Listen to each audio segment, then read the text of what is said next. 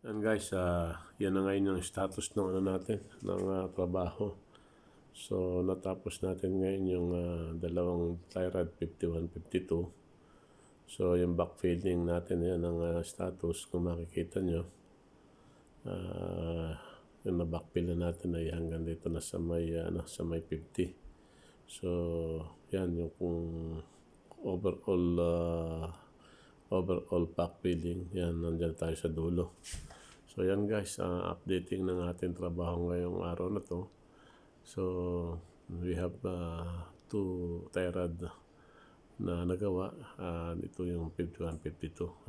So yung excavation, kung makikita nyo, halos malapit na doon sa existing level. So pag inabot natin yan, ay hanggang dito, ngayon sa pantena yon ay mga 60 cm from the top of this capping beam ang natin, ang final level. Yan guys, dire-diretso lang yung backfilling natin. So for this time hanggang 52 lang muna tayo, kailan muna mag-hook